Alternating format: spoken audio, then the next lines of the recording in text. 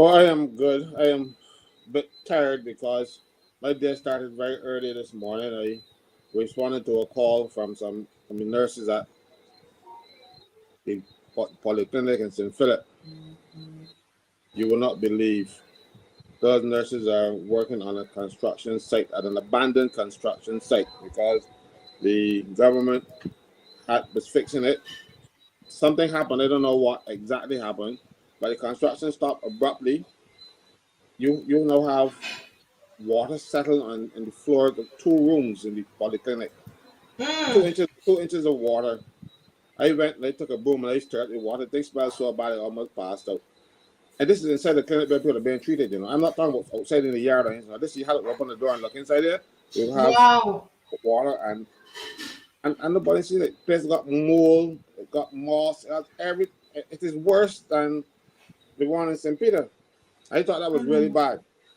And nobody is caring, nobody is very interested in about, mind you, the patients who go there because you cannot go there for health care. You know, Mm. everything is bad. So I spent a lot of time there this morning. Then I had to come back from some disciplinary hearing, so the day was long for me. And so I will still, but I still wanted to speak here tonight because I heard I was attacked. I don't know about attacks. I tell the truth. I have nothing to hide, really. You know, if um I got something you want, I'll tell you because Yes. I don't believe that I can put myself out there in the public, go after people for doing nonsense, and then nobody will come after me. I expect it. So it does not so it doesn't bother me when say they say that I do X or I do Y. Yes, of course I did X, I did Y, but I can explain myself, I can talk if I did it. Remember when we announced we were gonna have the stakeout, I said, well I can't because I have a discipline meeting. Yes. You said it on the program I actually. told That you everybody, yeah. but it still featured in the Senate today because the people who didn't see the program would think that I am some sort of but people in Barbados know me by now. I have a case that I could not allow those people to mistreat that young lady. And we were trying to get a date for 4 months: March, April, May, June, July, August, 4 months. And this thing's supposed to be finished in 42 days. And we only managed to get a date because the employer keep hiding. I was able to then to go to that meeting and get a settlement for the young lady. I know she's quite happy. But if I didn't stick out, I would be sticking out on myself because it worked for me. You know, so I wouldn't be inconveniencing anybody. You know, so they try to make it look as though um, I'm a hypocrite. Yes. The And hypocrite, that's what they do. but That's what they do. but these are the hypocrites because they lie to the people of this country and they come back repeating those lies every time. And I can start with the lies with Ronald Adams. Let me just someone here okay, Wayne Dredd, I see your message here. You said that the communication should be two ways because I was talking about unity. We should talk to each other. Wayne Dredd is saying, I tried to add you on WhatsApp. There was no response. I remember you said you tried to add me. Am I? So the thing is, was I added? And that you're requesting 2 copies of No Dress for Timmy. The reality is that we gave out the last set at Walk Holy on Kadumet. So we do not have any more at the moment. However, Wayne, if you would add me right now, send me a message on WhatsApp if you have me on WhatsApp. My number, I'm going to put my number there that you can message me because I know how these things are. Then people go away and, as you're saying, Mr. Franklin, and they go away and they said, listen, you're talking about unity and you won't respond to persons, but you know what? I never saw your message. I can't remember seeing it. You said you tried to add me on WhatsApp. That's the thing. You tried to add me on WhatsApp. Okay. So my number is there for the whole world to see, and you can go ahead and you can add me and send me a message. If I don't have your message and your number, I can't save 2 books for you. All right. So it's the same thing that is happening here with Mr. Franklin. And we love to do that. All right. But thank you for bringing it to my attention, Wayne Dredd. And I will, once we get the books should be ready again on the 26th of August. and I'll have them for you. Okay? Yes, go ahead, Mr. Franklin. These people know better. That, and I suspected, and I said that the $1.3 billion would have been the cause. I did not have any documented proof, only common sense. Because if you take $1.3 billion out of a fund that has about $4 billion in it, $5 billion in it, it has to impact on that fund. But thankfully, someone sent me the actual report from the National Insurance Actuary for 2019, and in the executive summary, the first thing the people said, the actuary said, was that 1.3 billion that went in the write-off was responsible, and it can have effects on the payouts from the system and the contribution level, all kind of stuff. They knew that. They knew that they had, even if they didn't understand that they were doing it, the actuary told them very shortly thereafter that this will be the effect. You know, they ignored that and come around and had Ron Adams on radio saying something completely different than what the actuaries were saying. Now, and they repeated it in the minister, and I have some choice words for him, because I will tell you, he cannot be a minister of the gospel and a minister of this Bible party. You're government. talking about Minister Colin Jordan, the Minister of Labor. Their behaviors, the two different ministers, their behavior are inconsistent, and he can't serve God and the Baptist party government at the same time, because he went on the radio, but he went in the house, and he said things that I know to be untrue, that the actual report that he would have seen would have pointed out to him that was untrue. But no, did he's saying the party line. He needs to leave government, or he needs to leave the church. He can't take both. And I'm very serious about that. I'm ashamed of him. I had some respect for him, you know, but that was in the past. You do not lie to the public. You do not stand in the House of Assembly and make the statements that you are making when I can't say knows, but you should have known, ought to have known, because it was documented in the actual report. So when you're saying that $1.3 billion that they took out for the write-off didn't have any significant effect, that was not true. The actuaries told them so that it was true. Why would you believe the actuary in one aspect and then ignore him in the other one? And I know you sent me that report, and I saw it in there. That's what they said, and these supposed to be the external persons who are auditing. Precisely. Right? And they are telling you this, but he is saying it is not. You know, Ron Adams said it in on brass tacks. They came on the radio and lied. I'm not saying they're going to misrepresent the truth. I'm not that diplomatic. They were lying. Now, you can't say the boy lying in the Senate, but I'm not in the Senate right now. And they knew better. They were deceiving the people of this country to their own ends. And what are their own ends? Their own end is to get their hands on national insurance wholly and solely, not only the money, but the staff. Yeah. I have to go back to Errol Barrow. When Errol Barrow established the national insurance system scheme, as they call it then,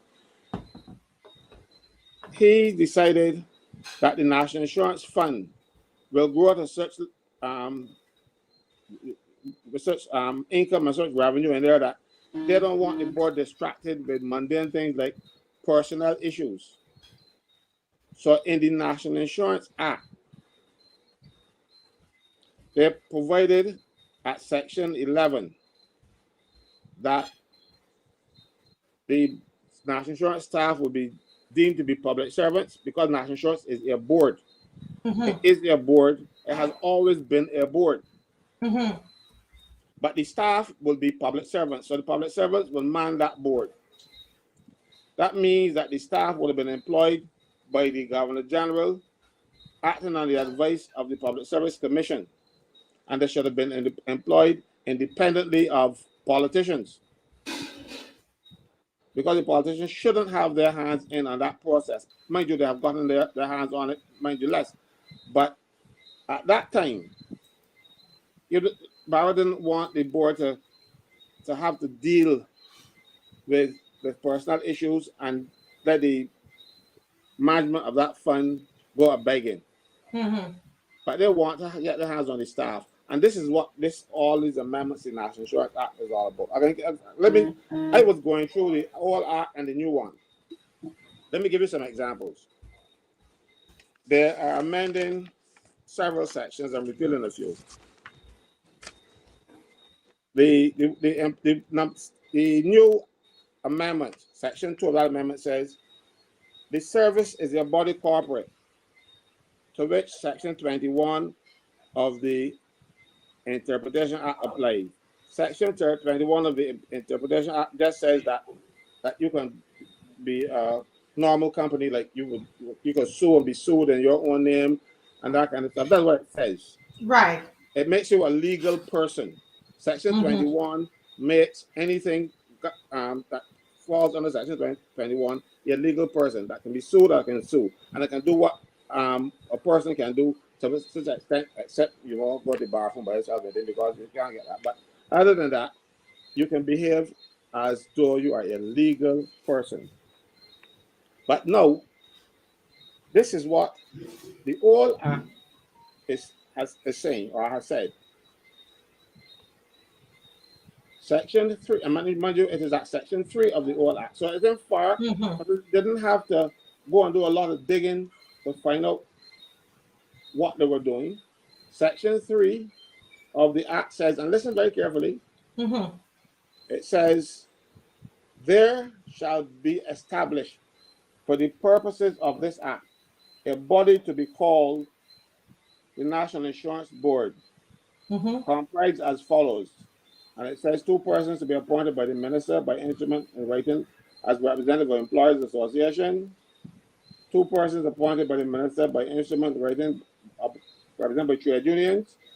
3 other persons appointed by the minister by instrument in writing. The chief labor officer and director of finance and economic affairs. They have changed the composition of the board slightly, a big thing. I'm not even worried about that. But this is what it says, section 4, subclause 3 subsection 4, 3-4, sorry, force incorporation. It says, the board shall be a body corporate having perpetual succession and a common seal. The board may sue and be sued in its corporate name, and may, for all intents and purposes, be described by such name. And service upon the board or any notice or order or other document of whatsoever kind shall be executed by delivering the same or sending to the registered post, just the secretary. So all that is saying is another way of saying what they're not saying. So they didn't change anything. So when they said they're going to make it a corporate body and stuff, it was already a corporate body. They are deceiving you. When some person comes to me with a situation like that and said, I am going to change something to exactly what it is, I got to start to wonder. But most people do not know that national insurance is already a corporate body. And 4.3 says, the board shall have the right to acquire and hold any real or personal property for the purposes for which the board is constituted, and subject to the approval of the minister to dispose of or charge any such property. So the board already can hold property. And they're now coming on to say the board shall have the right to acquire and hold real or personal property. That's the new amendment. What is the difference between the old and the new? None. Go ahead. Yes. So something is amiss. Something is fishy. The only thing that is different that the board cannot achieve now, and as it stands now, is hiring staff. And then what they did, section 5 to 11C of the amendments sets out that the board can hire these people, and it sets out the names of the persons, and it also set up their job descriptions. No act in Barbados prior to this one sets out the job description. Because if you have a job description, you put it in legislation, you can't change it unless you go back to Parliament to change the act. So they put a lot of fluff in there to confuse people. They don't put job descriptions in the act of Parliament. I've never seen it. So what do you think is their reason? Because if it's already a corporate entity, can be sued and be sued. It's already that, and they are now presenting this new bill. They said they amend the bill, and the only difference between the old and the new in terms of that particular section is the ability to hire, who can hire and fire. What would be the motivation for that? What are they trying to achieve? I think it is to people to hide things in plain sight.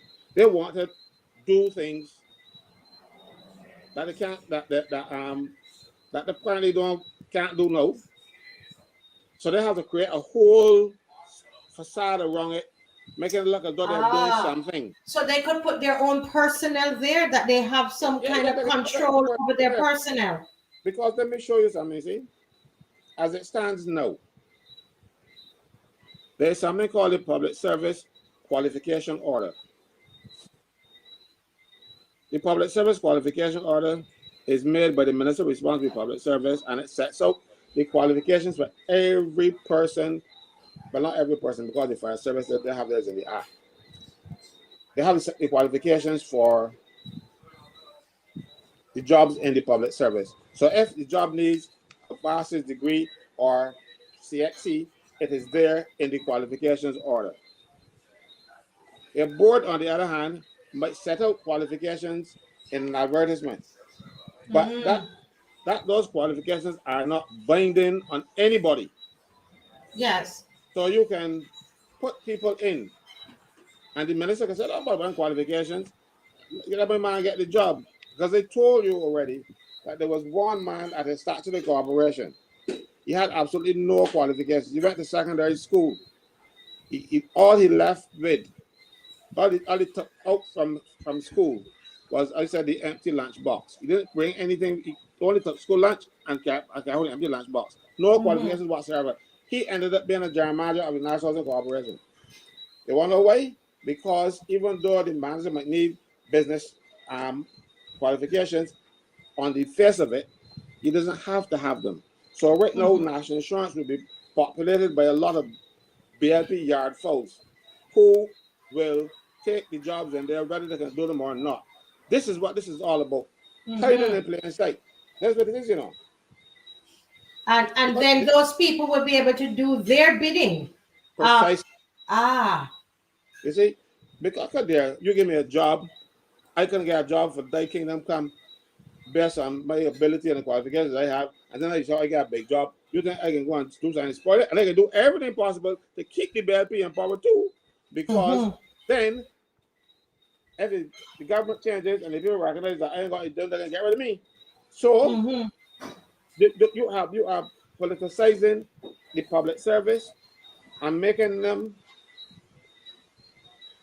minions of the Barbados Labour Party. You have done it to other public officers already. You're saying that these heads of departments, you give a lot of fancy reasoning for making the chief education officer, the comptroller, customs, head principals, and all kinds of stuff, to say that they should have to give them a 3-year contract.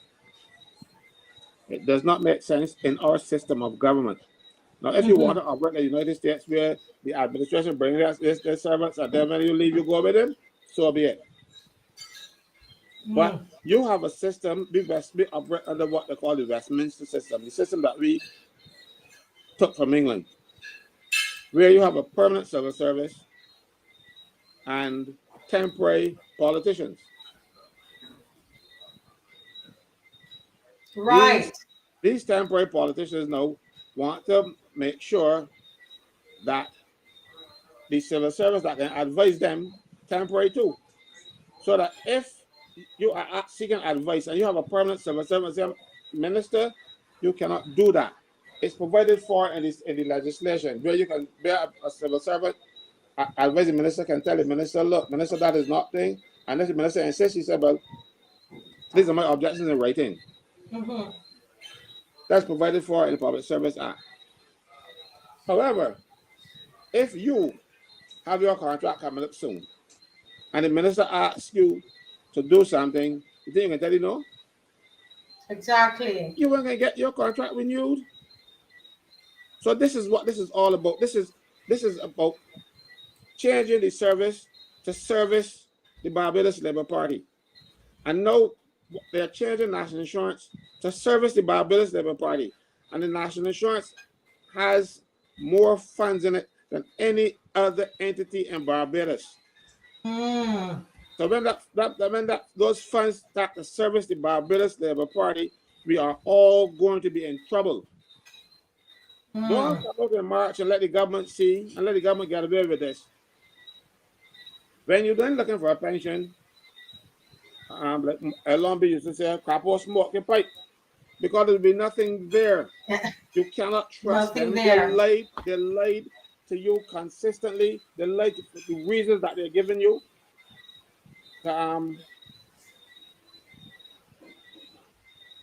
You know, Marcia, there's something I must confess though. I think I've misled some people because I told you one of the programs that MPs get their pension at 50. Right. Right? And people believe that they get their pension at 50 and move from there, and the other people get back to 68. No, when they get to 68, they get another pension. Wait, who? You mean the politicians, these MPs? The politicians. I didn't make myself clear enough because people don't understand that. So listen, because you're educating us here. So tell me something. So we know because we had notes from last time. Anybody still have the notebook? I still have mine. So they get a pension at 50. At 50. A whole 18 years before us, and then they get another one at 68. Just like you and me now, when we reach 68, they will get one too. People see why we need, listen guys, you see why we need to come out. We need to get out there on Saturday. Get out. Listen, whether if you have to put Granny in the wheelchair, whatever you have to do, bring the babies in the stroller. But on Saturday, August the 12th, make sure that we are on the outside because we made some mistakes, Barbados. We made a mistake, Barbados, you know that? We made a mistake. We made a mistake when we gave them all 30 seats. That was a mistake. So yeah. Because when I listen to the commentary and stuff, I realize that people think that they get their pension from 30 and continue going till they die. No, that one they're going to get at 50, sorry. They get at 50 and that continues until they die. And then they get another at 60 and that continues until they die as well. They get two. When most people in Barbados would only benefit from one, unless you go and buy a private pension plan. That is. I think I should have made myself clear because a lot of people, when they hear them speak and they see the comments that the people making, they just think that they get it 18 years ahead. They get one starting 18 years before you, and then they get the same one as you at 68. Correct. You see, so wow. Listen, guys, we have to come out. We have no reason not to come out. And I have Rose Corbin there, but I want to get back to you. Because she wants to share something on what you're saying there, and give her personal experience. I was going to see if her mic works. I will always give way to Rose. Yeah, so let her come in. But we want to hear. Listen, Mr. Caswell, Franklyn has a lot more to go, right? So drink a little coffee, bring a book, share the live. That's one thing you can do, and make plans to be there on Saturday. All right. So let me bring her in. And we have more. We're going to talk about Four Season Hotel. We've got some stuff to talk about that, and and to ask Miss Motley some questions about that because she was involved in that. Yeah. So let me just bring Rose in. Hi, Rose. Can you hear me? Let me unmute your mic. Unmute your mic, Rose. Unmute your mic. I hope I can hear her. She has so much to say this evening. Rose, can you unmute your mic?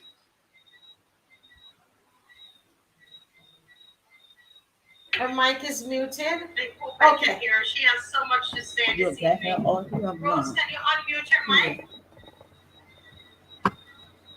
So you've got to turn me off on whatever you're listening to. Right. Say something. So you've got to turn me off. Hello, Marcia. Good evening. Yes. Oh, just one second. You can't barely. All right, take this off. Hello, Marcia. Oh, 1 minute, Marcia. Okay. Hello. Okay, I'm going to unmute her. You have to turn off whatever you're listening to me on. You will have to turn that off in order for us to have the conversation. In the meantime, guys, share. Glenn Griffith says, so why is Billy Miller still working? She has to be past retirement age, getting a pension. Will she be getting another one after her job is done? When she gets to 68, as far as they're concerned, and Billy Miller, right, should get another one, right, Caswell? Oh, she's getting that already. Billy's about 80. Billy's about 80, so she's getting she's two getting the pensions. parliamentary pension, and she's getting the pension from national insurance. So Billy is getting two pensions, okay? Probably more money than she was getting when she was working. Yeah. Toyota says, good evening. I believe it's all about control of the poor. They even attack the credit union that help poor people to get loans at a time when banks didn't lend to the poor or the poorest. That's correct. I agree with you, Toyota. Yeah. All right. Okay. So let me see if I can hear Rose now. Hi, Rose.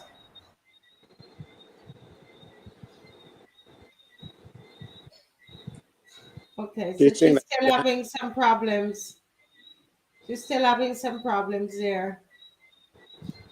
Okay, can you hear us now? Yes, I can hear you loud and clear. Go ahead, Rose. Good evening. How are you?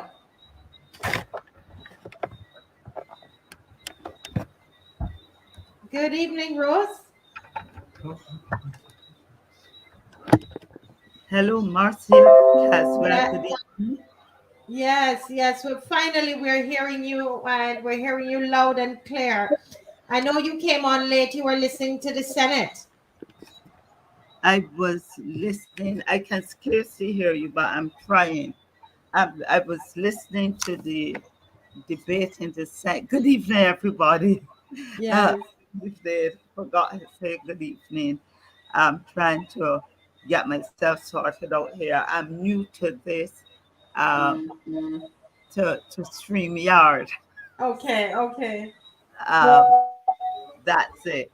But I spent all day actually listening to the debate in the Senate, because I wanted to be as informed as possible and to be as objective in my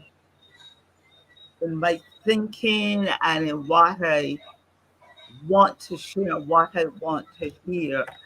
And I'm very pleased to be here with you this evening and that you will allow me to share from some personal perspectives on why, which serve to inform why I'm here, why I am here. And it's quite personal and it is kind of reflective. And to say that I have been privileged to have encounters with the first director of NIS.